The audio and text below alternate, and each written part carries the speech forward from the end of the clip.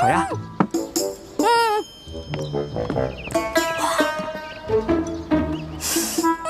烤呀！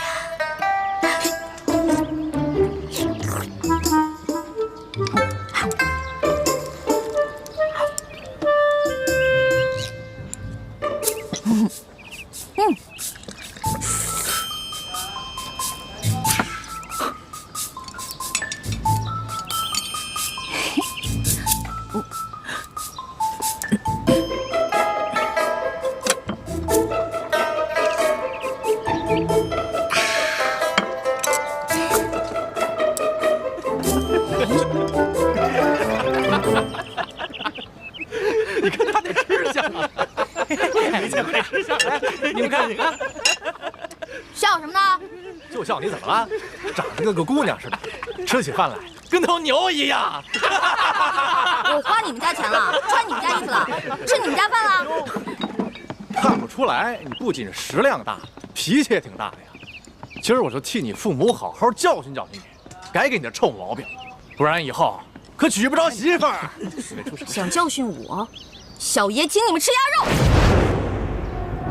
不。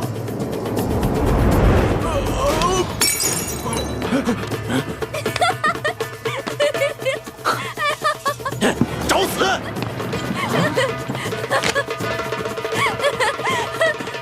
哎，挡横是吧？哎，各位，来这京城第一酒楼都是寻开心的，兄台何必跟这位小兄弟过不去呢？你是谁呀？要你多管闲事儿？在下龙三，小二来了。怎么了，几位爷？这样，你给这位客官加几个好菜，再加一壶好酒，都记在我账上。在下替这个小兄弟向你赔个不是。哎，来，几位爷消消气儿，这边请。小二，这些银子够不够？够，用不了这么多。剩下的都赏你了。好，谢谢爷。果然是个富家公子，哼，有钱了不起啊！别以为你替我道歉，我就会感激你。嚯！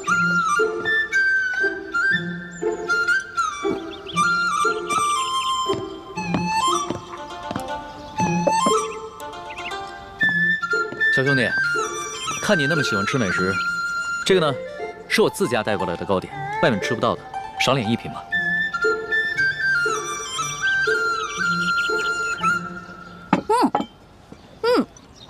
这个真好吃，你们家厨子可真厉害。哎，你那个大个子跟班呢？啊，我让他出去办事了。可惜我吃的太多了，这也吃不下了。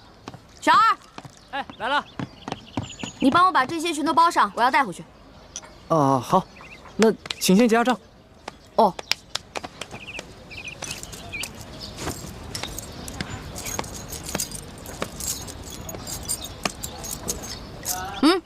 不用找了，这不够啊！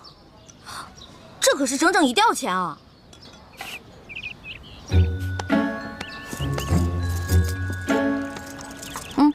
拿去。这还差得远呢。这回够了吧？只够个零头。这么多钱只够个零头？你这京城第一酒楼的菜也太贵了吧？这些钱都是我跟我兄弟姐妹1年的利钱呢。这儿可是京城第一酒楼，可不是你们乡下的草棚子小饭馆。你看看，看看咱这桌布，看看，再看看咱们店的陈设，啊！我跟你说，除了皇宫敢用黄色，普天之下没人敢用黄色，唯独本店。为什么？因为本店是先皇特许。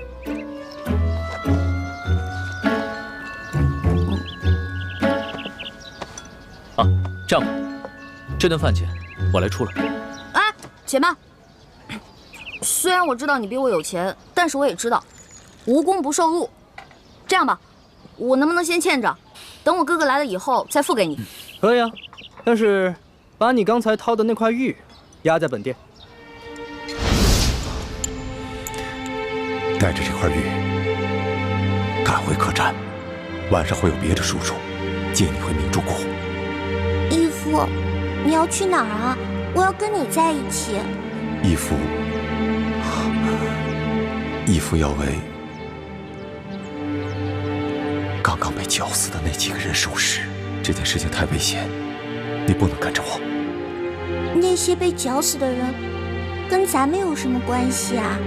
义父为什么要去给他们收尸？你还小，你不明白。记住，这块玉是你亲娘留给你的最后遗物，也是唯一能证明你身份的信物。你千万不能把它弄丢、弄脏。不行，这是我娘死前留给我的唯一遗物，不能给你。那客官的意思就是要吃霸王餐了。小兄弟，这个京城第一酒楼有个不成文的规矩，礼敬天下身怀绝技的能人异士。所以呢，你要是有什么绝技的话，能露出个1、2手，这样的话就可以免了这顿餐费。对，如果你实在没有现银的话，可以露手绝技给大伙儿瞧瞧。那什么样的绝技啊？来，小兄弟，你看到这上面挂的字画了没有？只要你能题一首诗，写一手好字儿，或者是画一幅画，就够格了。不瞒兄台，诗词歌赋、书法绘画，我样样都会，但是可能比不上这上面的墨宝吧。若是小兄弟觉得自己文采稍逊的话，那会不会什么别的，比如某种乐器、舞蹈，或者武功杂艺？没错，乐器嘛，我会好多种，舞蹈、杂艺、18般武艺，我也都会那么一点点。但是绝技，恐怕还谈不上吧。原来客官所学杂而不精啊！哎，人的精力是有限的，这位小兄弟啊，年纪轻轻的就什么都会，已经是很难得的奇才了。这样吧，小兄弟，你就挑你最精湛的技艺来露一手，看看是否合格。若是不够格的话，我来给你做担保，等你找到你哥哥再来结账不迟。好，就听龙少爷的，挑个您最拿手的，来一个给大伙瞧瞧。多谢兄台。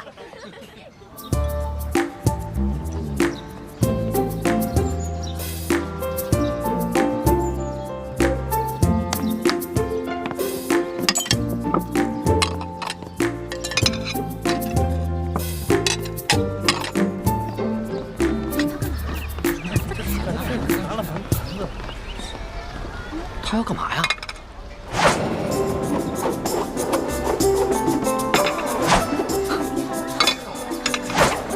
小兄弟，你这手上功夫虽说不上如何，但也算不错。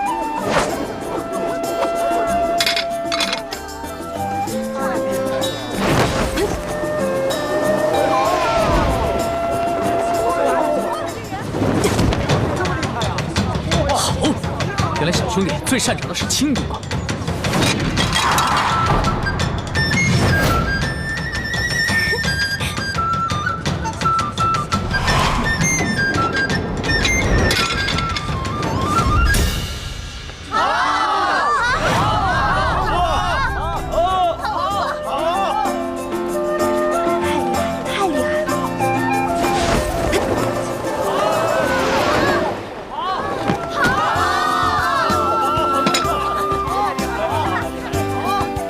可以走了吧？当然可以，还请您留下高姓大名，下次再来本店提您名字可以打折。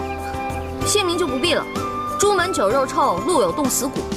你这京城第一酒楼的一顿饭，够我跟我兄弟姐妹过1年了。先撤了。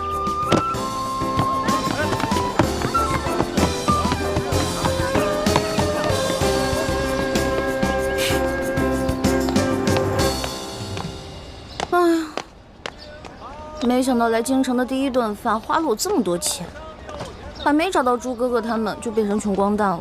要是再找不到朱哥哥的话，那我就要露宿街头了。等会儿那个龙三出来，他往那边走，我们跟过去，然后把他抓了。龙三，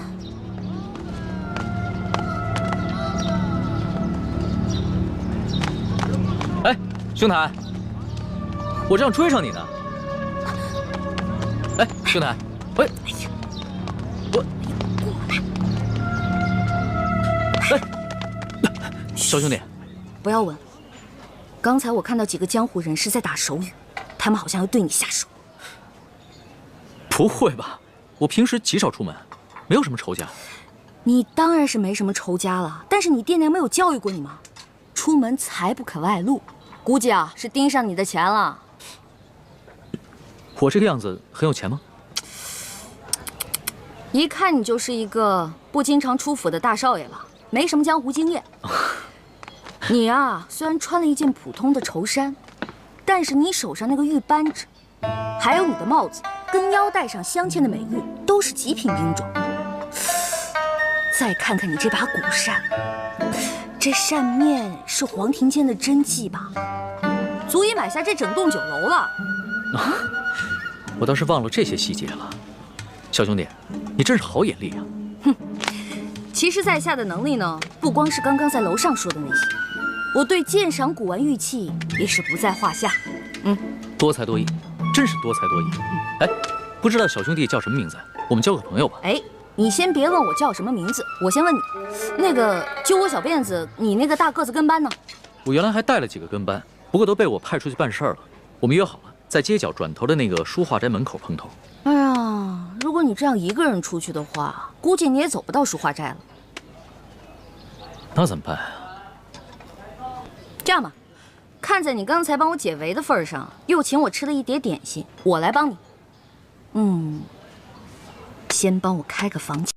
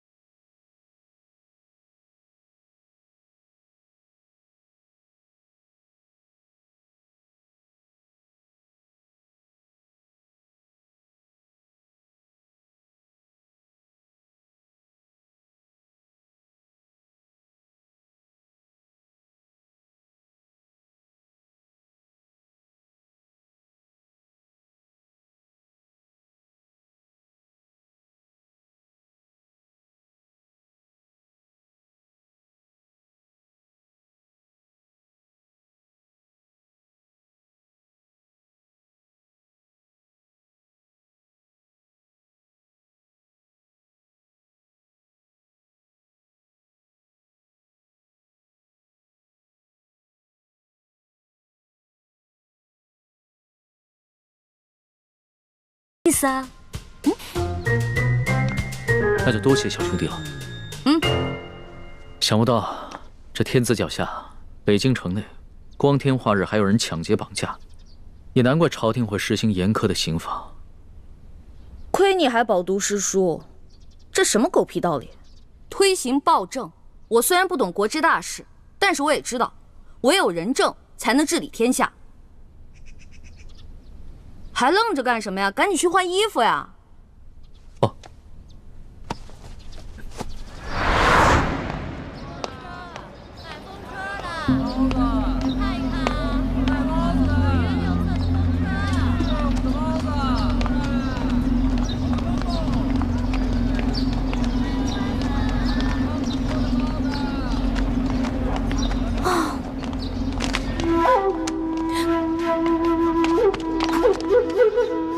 你不是龙三，怎么样，中了小爷的金蝉脱壳之计了吧？傻了吧？那个龙公子我们跟了好久了，今天就是你坏了我们的好事。所以你们想干嘛呢？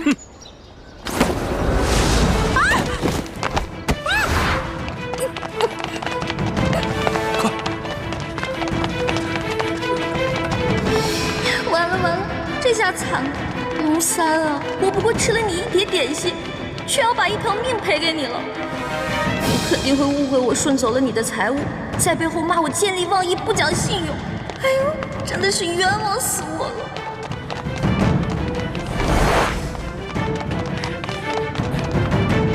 少主，今天有人破坏我们的计划。哦，什么人？这个人的声音好熟悉啊！放下！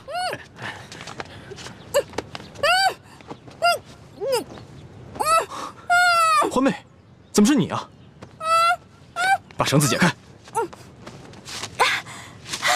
朱哥哥，怎么会是你啊？少主，这位是？她是我的小师妹易欢。啊，这些打架劫舍的人，你认识啊？你别胡说，他们都是我们联盟的好兄弟。易欢姑娘，刚才真是多有得罪，没想到我们居然是大水冲了龙王庙。你们为什么要劫那个龙三啊？京城的达官贵人们都爱去那第一酒楼，所以我们在酒楼当中也安插了眼线，方便我们打探消息。这几天来，我们发现那个龙公子经常出现在第一酒楼，暗中查访各种民间消息，行迹可疑，出手又非常阔绰，所以我们打算绑了他，盘问盘问，顺便从他身上捞点钱财，用作咱们联盟的活动经费。没想到啊，却让你给破坏了。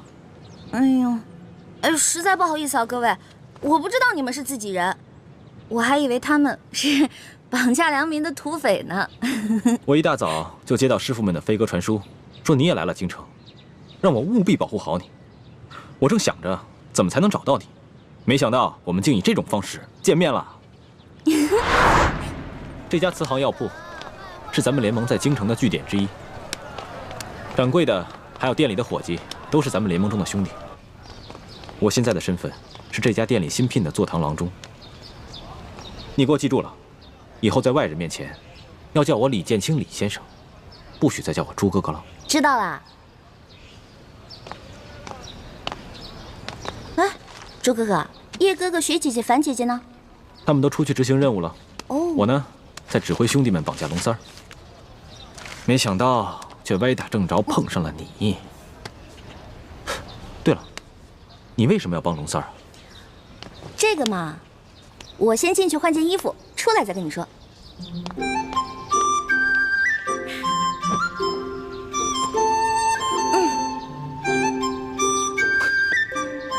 你就因为吃了他一碟点心，就去替他冒这个险？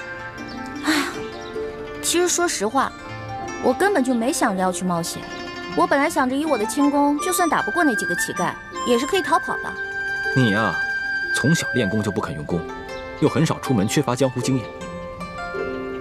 这次幸亏是遇上了咱们自己的人，不然你现在就……你让我怎么办？咦，朱哥哥，你平时不是很讨厌我的吗？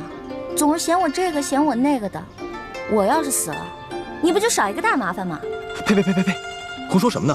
一点都不知道忌讳，赶紧呸一个。好，我呸！我什么时候讨厌过你？你是故意气我是不是？我开玩笑的嘛。行了，朱哥哥，我得出去一趟。不行，不告诉我你去哪儿，别想出这个门。万一出事了怎么办？放心吧，这次我不会再出事儿了。我只是想把这个东西当面还给龙三。这个龙三身份很可疑，你要多留一个心眼。见到他，仔细打探一下他的底细。知道啦，朱哥哥，走了。你当心点啊！我们家少爷等你好久了，你一直没来，这不，龙三少爷有点急事儿就走了。他就这么走了？龙三少爷叫我把这个东西转交给你。那他临走前有没有说什么？他不会误会我不讲信用，把他东西都骗走了吧？哎呀，这怎么会呀？龙三少爷从不把身外之物放在心上，倒是对小兄弟挺关心的。他跟我们说了，一旦有你的消息，叫我们马上派人到他府上去告诉他一声。他是哪家府上的少爷啊？这个我就无可奉告了。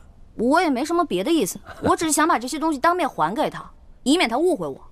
哎呦，龙三少爷说了，这些东西啊，就全送给你了，就当你对他帮忙的一点谢意。这些东西都很值钱的，他全都送给我了。龙三少爷对你倒是很欣赏的，还想和你交个朋友呢。小兄弟，请问你尊姓大名啊？哎，那既然他也不肯说他的真名，我为何要坦诚相待呢？好吧，既然他都送给我了，那我就不客气了。哎，小兄弟，那以后如何联系你啊？告诉龙三，有缘自会相见。热馄饨喽！汤面。好香啊，好想再进去吃一顿。可惜这天下第一酒楼的菜价真是太贵了，根本吃不起。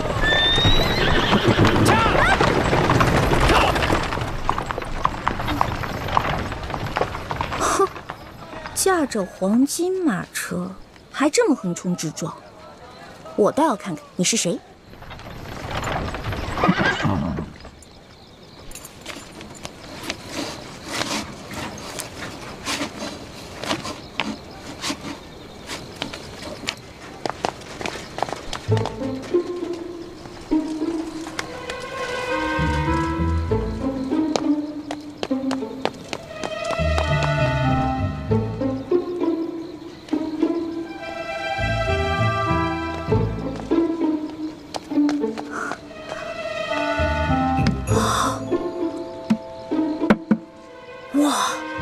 真金的呀！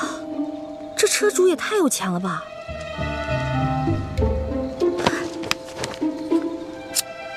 哼，看这车夫刚才那么嚣张的样子，估计这个车主也不是什么好人，我就当劫富济贫了。中堂大人，这边请。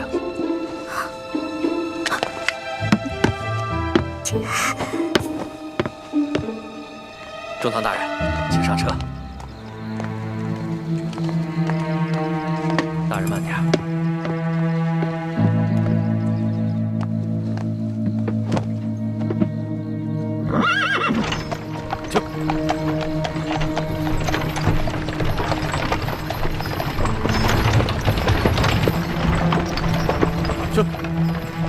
当今世上，只有4位辅政大臣之一的鳌拜人称中堂。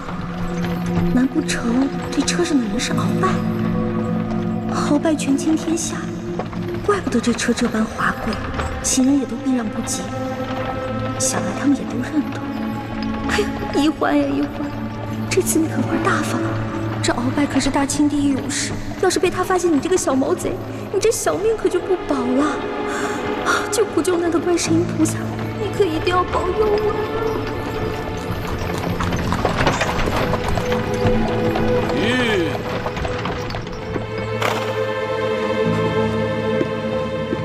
奴才见过中堂大人。公公不必多礼。宫中一切可都好吗？一切尽在中堂大人的掌控之中。皇上好吗？皇上现在每天还是跟一些小伙伴们摔跤玩耍，无心朝政。他那都是故意做给老夫看的吧？当年顺治爷临终托孤的情景，老夫至今难忘啊！只可惜这个小皇帝翅膀眼看着就硬了，有点看我等老臣不顺眼了。其实，皇上还是很念旧情的。帝王天子，有谁是心慈手软、真念旧情的？翅膀硬了，总是要飞的。你还是继续给皇上进补吧，每日1盅大补汤，你一定要看着皇上服下去。奴才明白，奴才一定尽心伺候皇上。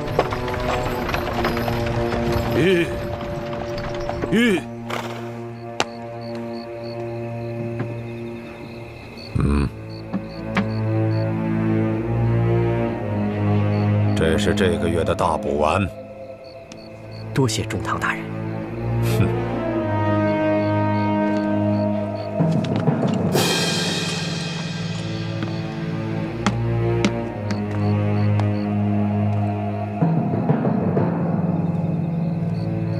赶紧送公公回宫，公公不便在外久留。奴才遵命。回宫？难道是回紫禁城？我的天哪！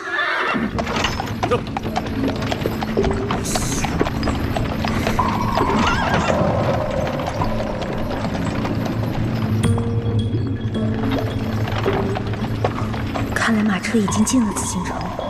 今天白天只看了紫禁城外的样子，不知道里面是什么样子。这马车等会儿肯定要出宫回鳌拜府，我是继续躲在马车上等出宫呢，还是找机会留在皇宫啊？好难得有机会进了皇宫，我要是不观光一下就离开，会不会太可惜了？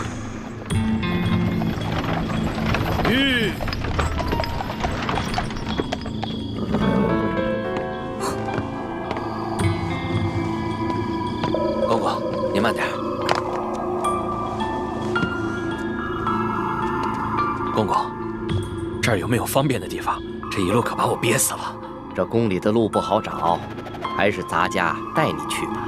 哟，那有劳公公了。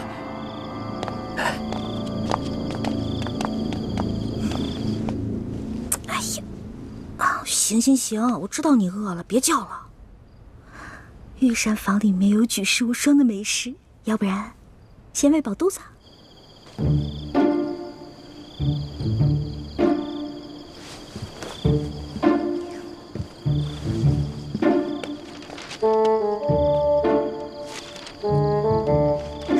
御膳房。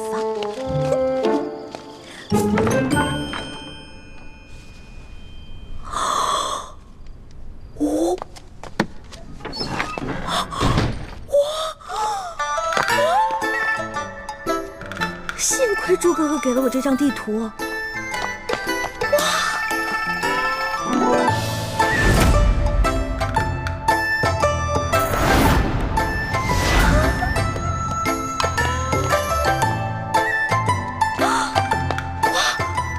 这么多金银财宝，全是真的，上老板的车反而因祸得福了。我得把这些金银盘子全都带走，带到明珠谷给我的姐妹们。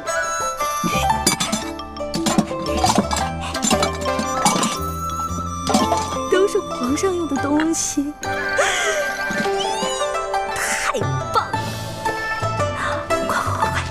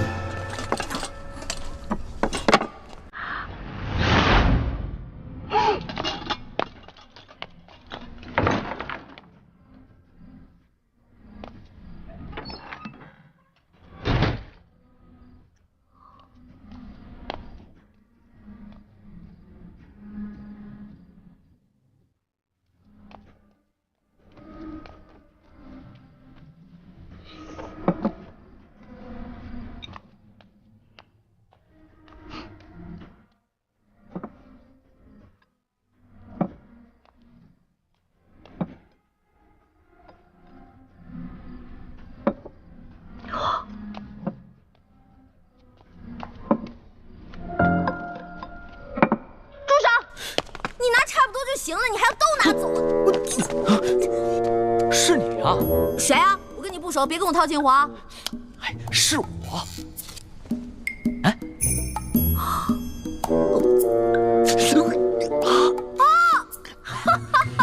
是你呀！啊，我记起来了，我记起来了。嘘啊，嘘，我们换个地方说。走走走走。哎呀，我的东西，我的东西。好。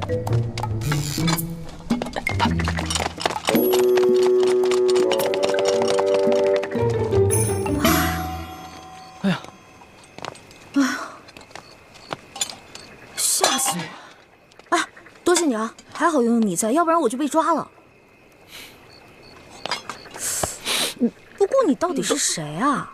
我怎么会在皇宫看见你呢？而且你对皇宫的地形如此熟悉。我呀，我是这个宫里的御前侍卫，所以啊，我对这个皇宫啊特别熟悉。你在宫里当差啊？怪不得那个书画斋的老板不肯跟我透露你的身份呢。原来如此啊！小兄弟，还是你说的对，有缘自会相见。没想到这么快我们又见面了。是啊。哎，对了，你这么晚进宫来做什么呀？哎呀，别提了，要多倒霉有多倒霉。我在路上走得好好的，看见。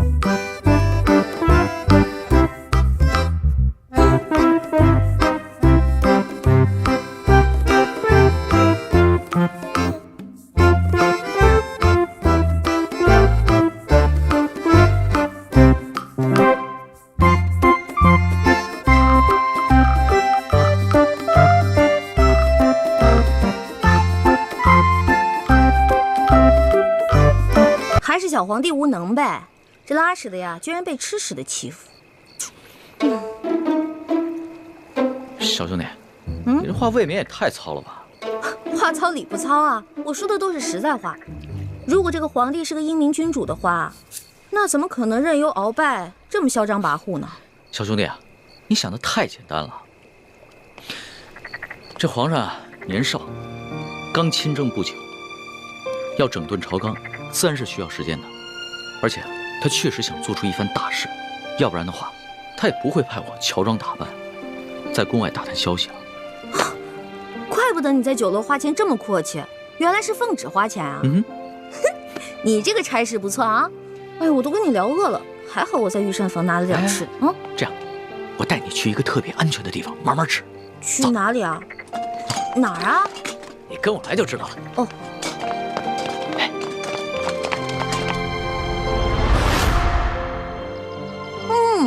好吃。这御厨做的就是不一样，不光做的好看，吃着也香哈。那当然，能侍奉皇上的御厨，那都是天下第一的大厨子。哎，你不是说你是皇上的心腹侍卫吗？那你是他的御前侍卫，你想吃什么可以找他恩赐啊。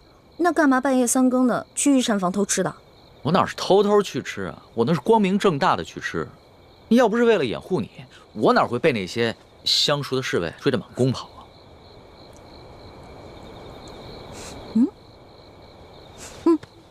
怎么？不对啊，这2种糕里面掺了不同的香料，会使人慢性中毒的。中毒？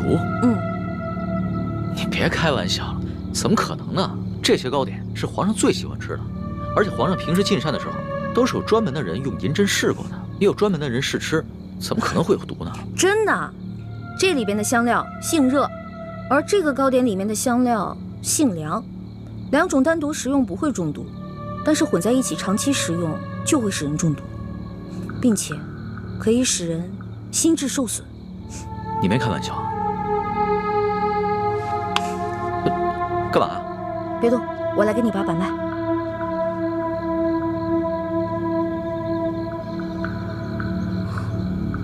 这位小兄弟，你的脉象已经显示你慢性中毒了。那个替皇上试吃的人，不会就是你吧？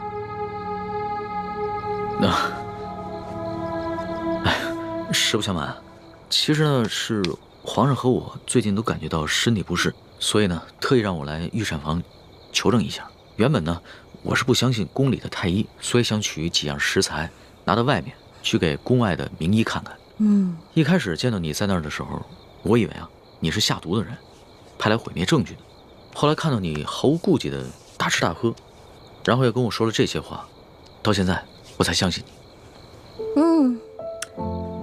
遇到本李大侠李易欢，算你运气，知道吗？李易欢，姓李名易欢，这名字挺好听的。那当然了，我不仅名字好听，还会识毒，并且还会解毒呢。那我和皇上的毒能解吗？哎呀，你和皇上的毒嘛，解是可以解，不过这药材配起来比较难，而且这药材价格不菲啊。钱不是问题，你想要多少，我给你多少。好，3日以后在第1酒楼，我带着解药，你把药钱给我。这个药钱嘛，10两黄金。没问题，我看也不必等到3日以后。我这枚玉扳指肯定不止10两黄金，你先拿去吧。哇，果然是个好扳指啊！你就这么把扳指给我了？你也不怕我骗你？我相信你，虽然我们2个相识不过1日，但是我能看得出来，你是一个有本事的人。只要是有本事的人，都不会因为钱财而背信弃义的。有眼光。我是个有本事的人，我的本事不光这些，还有很多呢。以后有机会慢慢让你见识啊。好啊。不过呢，刚才在御膳房咱们2个交手的时候，我发现你的武功啊，其实比我好不到哪儿去啊。没本事的人才会靠蛮力，像我们这种有本事的人是靠这里，知道吗？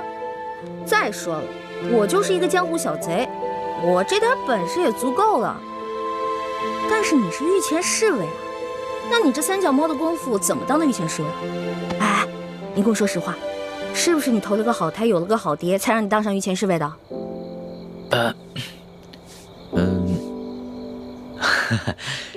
师傅相瞒，我确实是投了个好胎，有个好爹。我祖上啊是8旗的贵族，我能随侍皇上，也都是我们家里人帮的忙。任人唯亲，这康熙小皇帝呀，果然不是什么明君啊。哎，也就是你啊说这样的话，要别人说这样的话呢，我早就拉他去见官了。不过呢，你虽然言语上对皇上不敬，但是我能看得出来，你心思不坏。你这个小兄弟吧，通情达理，仗义疏财。我决定了，你这个朋友我交定了。来，今天高兴，喝酒。我这壶底的酒可不是一般的酒，这个酒呢是我在山里发现的野山葡萄酒，也不知道哪位仙人何年何月何日酿造的，总之特别好喝。你别以为你是皇上的小跟班，吃惯了好多御食，好多御酒，就不把我这个酒当回事儿了。我这个酒啊，可比你那些御酒好喝多了。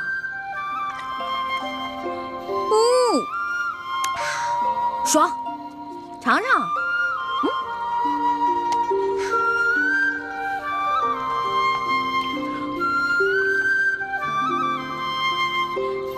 怎么样？啊，是好酒啊，是吧？多喝点。哎，小兄弟，你是哪儿的人啊？为什么要进京啊？我呀，我就是一个江湖游侠。我进京呢，就是来看一看京城有多繁华，吃遍京城的美食。二呢，我是想找一些珍贵的药材，配一款冰肌雪肤养颜膏，给我姐姐脸上疗伤。你姐姐的脸怎么了？哎呀，别提了，一说到这事儿吧，我就特别内疚。小的时候啊，我背着大人，拉着我姐姐去山里玩。哎，妹妹，咱们回去吧。平日里师傅们都不让咱们上山玩，说山里有野兽，那是他们吓唬咱们呢。走吧。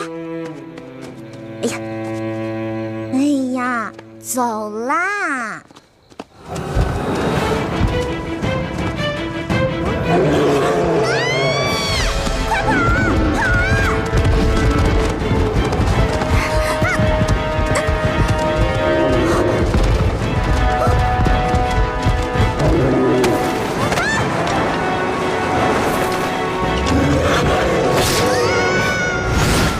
所以我姐姐脸上就落下了伤痕。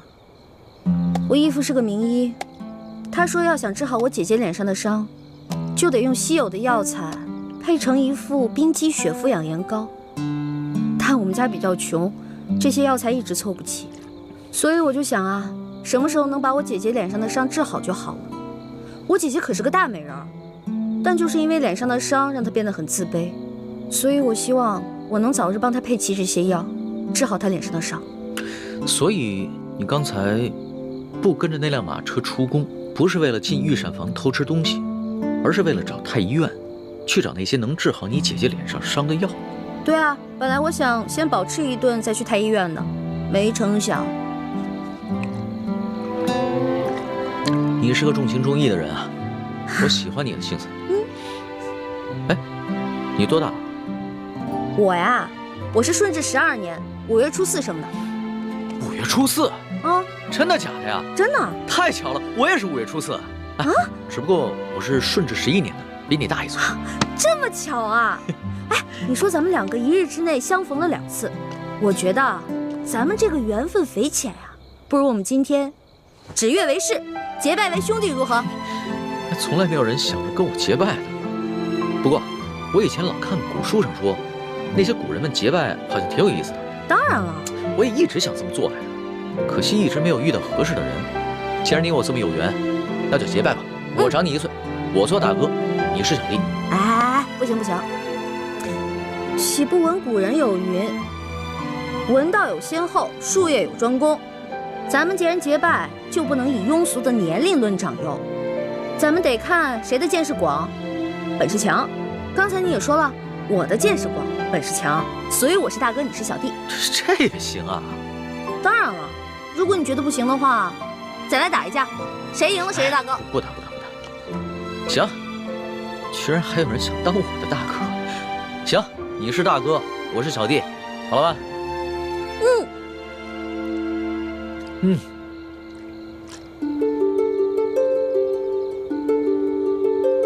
我李易欢，我龙三，今日对着月亮发誓，结为异姓兄弟。从今往后，有福同享，有难同当，永不背弃。同生共死，同甘共苦，如有违誓，天打雷劈。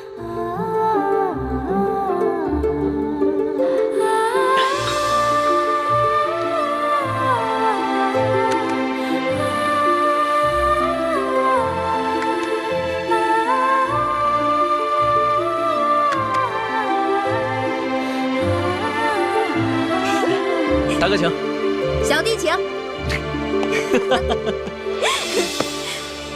啊，对了，我们现在都结拜了，以后不能骗你了，要不然会天打雷劈的。大哥，你说什么呢？你可真是个小白兔！我之前说那个解药说要10两黄金，其实只需要10个铜板。我跟你结拜了，所以自然不能骗你了。哦，还有这个玉扳指，还给你吧。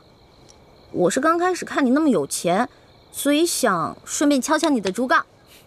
不过现在咱们都结拜了，我就不能再骗你了，我得讲义气啊。大哥果然是个性情中人。不过我们刚刚对着月亮发誓，要有福同享，有难同当。小弟的东西呢，就是大哥的东西。这个玉扳指啊，大哥你就好好收着吧。这个东西啊，小弟多的是，不必还我了。当真啊？当真。我们刚刚发过誓的，你总不想让小弟被天打雷劈吧？像你这样的小白兔，行走江湖不得被人炖了给烤了吃啊！不过你放心吧，现在有大哥在呢，大哥保护你。行，那日后小弟就多仰仗大哥观察了。放心吧，乖啊！我回来啦！你去哪儿了？猪哥哥，我看看啊，有没有受伤啊？哎呀，猪哥哥，别大惊小怪的了。你看我不是挺好的吗？什么事都没有啊！哎，你知不知道，大家为了找你一宿都没睡，各个据点也都派了人，满北京城的找你。樊师妹到现在都没回来。一欢，姐，你急死我们了！哎呀，对不起嘛，没想到我一夜未归，大家这么兴师动众的。欢妹，你要注意自己的身份。如果你出了事，整个联盟会不惜一切代价去救你。如果因为你牺牲了那么多无辜的性命，你心里过意得去吗？我知道了，猪哥哥，我错了，我下次再也不这样。不过，你们知道我去哪儿了吗？去哪儿了呀？紫禁城。你不是跟我说去庙会了吗？是啊，我事先去的庙会。我去了庙会以后，我还去紫禁城溜达了一圈嘛。我不光进去了，你们猜我看到了谁？我碰到了皇上的御前侍卫龙三，我还跟他结拜了呢。啊？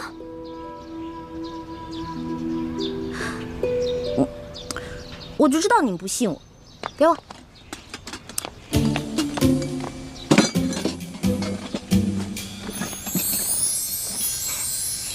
哇，看，没骗你们吧？我不光跟他结拜了，我还成了大哥了呢。他居然认我当大哥，我从小到大都是最小的，没想到我现在成大哥了。原来龙三就是康熙的御前侍卫，是替他在外面打探消息的，怪不得出手那么阔绰。欢妹，你要多跟龙三联系，要挑起康熙跟鳌拜的内斗，也许龙三就是一个重要的突破口。没错，你昨晚不是正巧碰见鳌拜勾结内奸吗？这样一来，小皇帝肯定就更加记恨鳌拜了。可是我跟龙三都结拜了，他是我兄弟啊，我们已经发誓了，有福同享，有难同当。我这样做是不是有点不厚道？欢妹，情有轻重，义有大小，江湖情义固然重要，但那是小情小义，联盟光复大明，那才是大义。一欢，你要相信咱们这些从小一块长大的兄弟姐妹，可不能被刚认识的人给迷惑了呀。那好吧，我听你们的。皇上头晕的毛病可好些了？略好些了。啊，只是皇祖母，你们都退下吧，和皇后唠些家常。下去。是。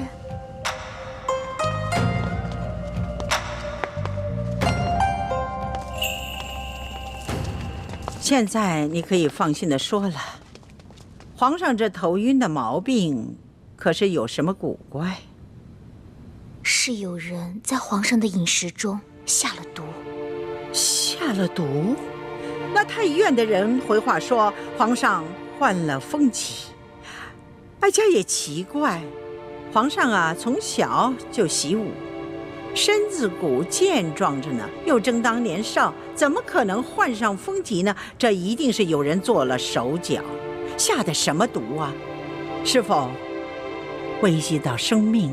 皇祖母放心，倒不是什么要命的毒药，只是2种药性相克的草药，长期服用会引起心悸和头晕，无法理政。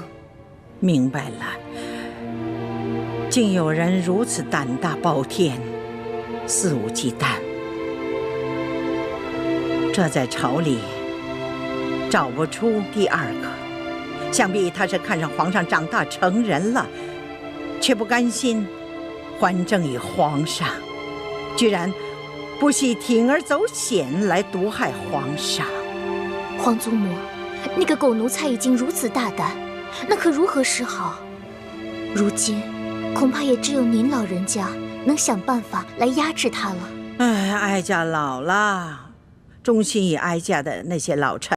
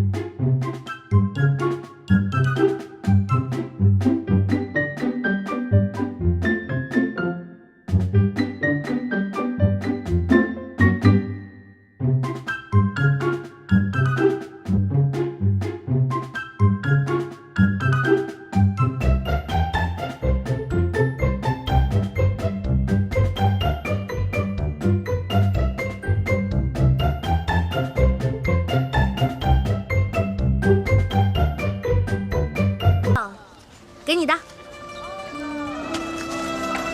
怎么煎怎么服我都写好了，1个月之内按我说的做，保你跟皇上体内的毒全部消除。多谢大哥。小小意思，不用客气的。哎，对了，大哥，你为你姐配的那个养颜膏需要的药材也写一份给我，我回头啊帮你去太医院取去。真的？谢谢龙小弟。自家兄弟，你跟我客气什么呀？哎，对了，你们查到那个给皇上下毒的人了吗？虽然没有确凿的证据啊，但是也猜到了7、8分。会不会是那个中堂大人鳌拜啊？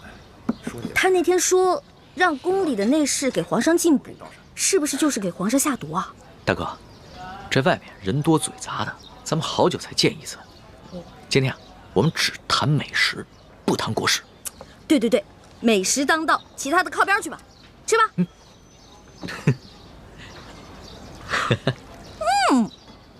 好吃。哎，大哥，我送给你的那把古扇子呢？那把扇子啊，太贵重了，我不敢拿着，所以呢，改明儿我给它当了，兴许能换好多钱呢。大哥，那把古扇是我阿玛赠给我的，对于我来说意义非凡。我和大哥呢一见如故，很是投缘，所以把它转赠给大哥。没想到你却想把它拿去当换钱。呸！我说错话了吗？别生气啊，龙小弟。你放心吧，那把扇子我会好好保存着，我绝对不会把它卖了。如果丢了的话，那我就出门被雷劈，下河被水淹死。你也不用发这么毒的誓啊，只要你心里有小弟就好了。哎呀，龙小弟，你不知道，你是贵族家的小公子，而我呢，从小出生在一个穷乡僻壤的山谷里面，全谷的人呢，连一件像样的绸衫都没有。每当过年啊，所有的人分一头猪吃。来到京城以后呢，我觉得京城好繁华呀，我特别想努力赚钱，把这些钱都带给乡亲们，让他们过几天好日子。大哥，以后呢，要是缺钱的话，你就来找小弟我，小弟别的忙帮不上，银钱这方面啊，很是方便。只是，大哥千万别再把我送给你的东西拿去卖了换钱。哎，那可不行。虽然你是我兄弟，但是你已经帮我很多了，我可不能再让你帮我了，我要自己赚钱。我知道，大哥这个人呢，表面上看上去放荡不羁，其实啊还是很有原则的。哎，我的龙小弟也不错嘛，仗义疏财，通情达理，最主要的，大气有钱。能得到大哥这样的评赏，小弟心里甚是欢喜啊！来，喝一杯。喝，干了。好热呀！为什么这么热还要开会啊？此人就是孙福，他曾是我二儿子，也就是奕欢的二哥李四星的心腹副将。当年我跟吴三桂在滇都大战，四星是怨恨我为了保护先帝，亲手射杀了他娘亲跟他妹妹，从此不知所踪。这孙福也下落不明。如今我们得到消息，孙福已经投降了清廷。现在，我要你们全力活捉孙福，把他带回明珠谷，从他的口中逼问出四星的下落。这孙福都投靠了清廷了，那我二哥会不会也投靠清廷了？奕欢，不要胡说。你二哥是我的亲儿子，是我一手教养成人，他是宁死也不会投降大清的。他的失踪，要么就是生我的气，要么就是被孙福暗害，为国捐躯了。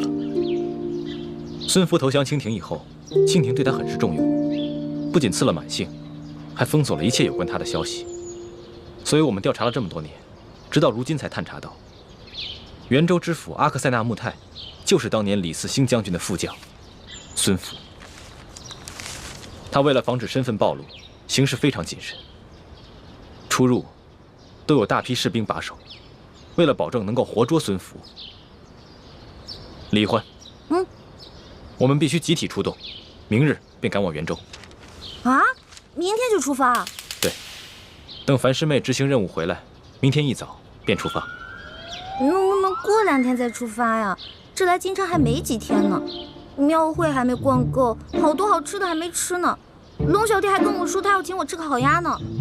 爹，晚几天再走行不行？我们去元州不是游山玩水，捉拿孙福关系到查探你二哥四星的下落，必须马上执行，免得夜长梦多。你要是不愿去，那就跟着义父回明珠谷吧。回明珠谷？那我还是跟你们去元州抓什么阿克、什么泰什么的吧。奕欢，这次你要把你的玩性全都给我收起来，跟着你的几个师哥师姐，好好的完成任务，知道吗？大师兄，我看这样吧，此次劫人就由咱们4个来完成，让小师妹只负责接应就好了。还是叶哥哥对我好，不像某些人婆婆妈妈唠唠叨叨的，讨厌。你就是嫌我烦，我也得提醒你一句，坐直了。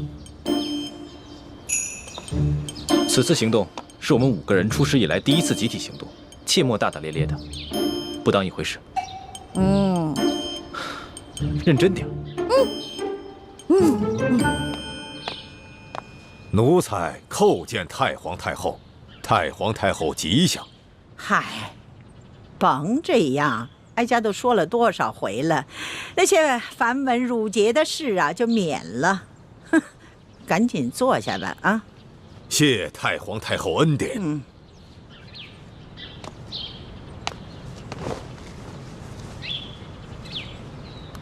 不知太皇太后召奴才来，有何吩咐啊？哎呦，哪有什么吩咐啊？也就是啊，看着眼下春光正好，想找几个老人呢，陪着哀家赏赏春光，是不是？这掐指一算呢，也就剩下你这么一个老东西了，能来到这儿跟哀家说说话。是啊，这多尔衮死了有20年了，索尼也死了3年了，多谢太皇太后还念想着奴才。鳌拜呀，你可是我们大清国爱新觉罗氏的大功臣呢，也是哀家的老相知，哀家自然的时时刻刻会想到你。好在皇上已经成人了，哀家这担子呢该卸一卸了，你说是不是？太皇太后所言极是，太皇太后也是不容易啊，辅佐了3代帝王，功盖千秋，真可谓是古往今来女中第一呀！哎呦，什么功盖千秋啊，天下女中第一呀，这都是虚名虚词儿。哀家不过是尽了一点本分而已，哀家就是指望着皇上亲政，这朝廷稳定。太皇太后放心，奴才定会尽力辅佐皇上，以不负先帝托孤之情。其实呢，你这些年对大清朝啊，一直是尽心尽力。哀家呢，这心里头领情。这皇上是刚刚亲政啊，哀家虽然老了，但是呢，哀家还是要竭尽全力来保护皇上。谁要是对皇上不敬，哀家呢，就算是拼了老命，也让他不得好死。请您放心，若是有人敢对皇上不利，那我鳌拜绝不会放过他。好，鳌拜，只要有你在，这朝堂上下就不会有人对皇上不敬。你也是3朝元老了，哀家呀，就是相信你有始有终。你哪怕是为自己和为自己的子孙博取一个美名呢，是不是？奴才多谢太皇太后的信任，奴才定当殚精竭虑，以不负太皇太后的期许。你瞧瞧，又来了。瞧瞧前面这一片的荷花啊，怎么着？去瞅瞅去。瞅瞅。得嘞。走着。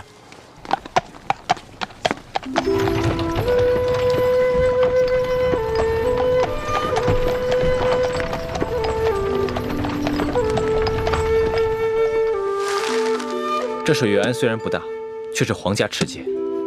这条河与外河相连，抓住孙福之后，我们连夜从这条水路走。就算他们最后发现知府不见了，全城戒严，我们已经离开元州了。一欢，别玩了，准备好船只，在指定地点接应我们，中途切莫离开。知道啦，啰里吧嗦的。主持，你帮帮我吧。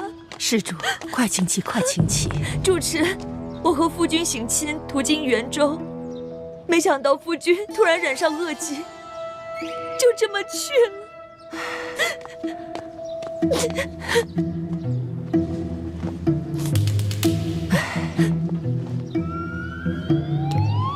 阿弥陀佛。主持，您就帮帮我吧。看你如此年少就经历这等不幸之事，实在令人同情。好吧，贫尼就为你的亡夫做场法事，超度亡灵，让他能魂归故里吧。主持，谢谢你，谢谢主持。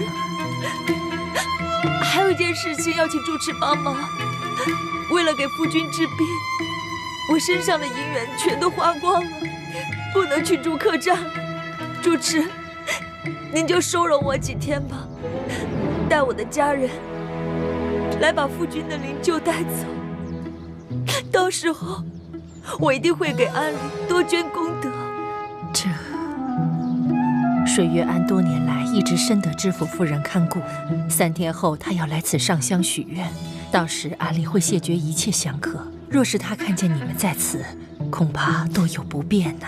主持，我已经给家里发了急报，他们一定会赶过来，一定会在知府大人、知府夫人上香之前把我们接走的。主持，您就帮帮我吧。主持，您就帮帮我吧。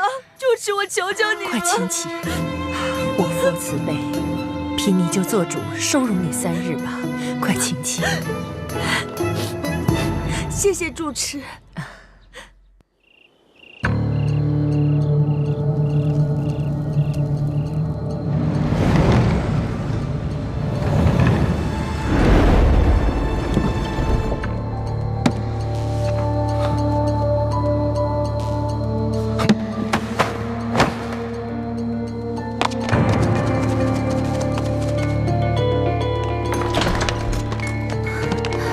大师兄，大师兄，大师兄，叶师弟不愧是咱们的军师，这个计划到目前为止都进行得很好。还是大师兄的闭气功厉害，那主持1连2日为你做法事，都没有丝毫的察觉。明日啊，孙福的夫人就会来上香，成败就在此一举了。对了，易欢接应的船只没问题吧？应该安排好了吧？他说没问题，应该没问题。小师妹虽然平时贪玩，但还是分得了轻重的，会安排好的。我亲自带他踩过点，亲自安排好船只，再三嘱咐过他，应该不会出现什么问题。这个臭猪哥哥把我一个人扔在这。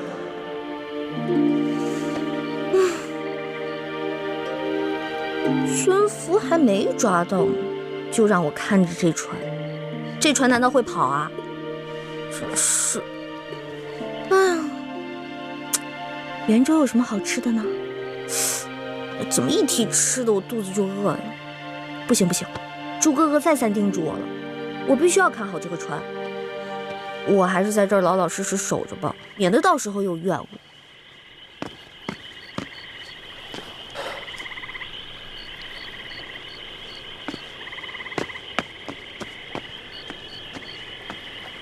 船家，船家，啊！送我去袁州城的春风院。对不起啊，我这船不送客。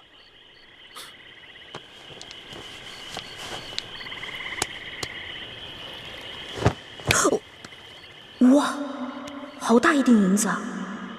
可是猪哥哥吩咐过，千万要守在这里，不能离开。那这个钱我是挣还是不挣呢？现在送不送？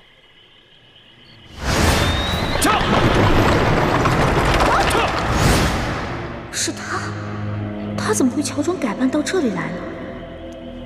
难道是鳌拜又在搞什么阴谋？猪哥哥他们明天才会动手劫走孙福，我且先送送这个车夫，说不定能打探到什么重要情报。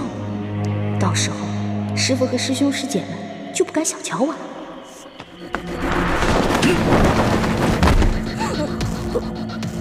还愣着干嘛？哟，这人的功夫在我之上，我得当心点。客官，您说的春风院在什么地方啊？顺着河一直走，到了你自然就明白了。好嘞。袁州城里鼎鼎大名的春风院都不知道，真是没见过世面的乡下小子。里边请，里边请。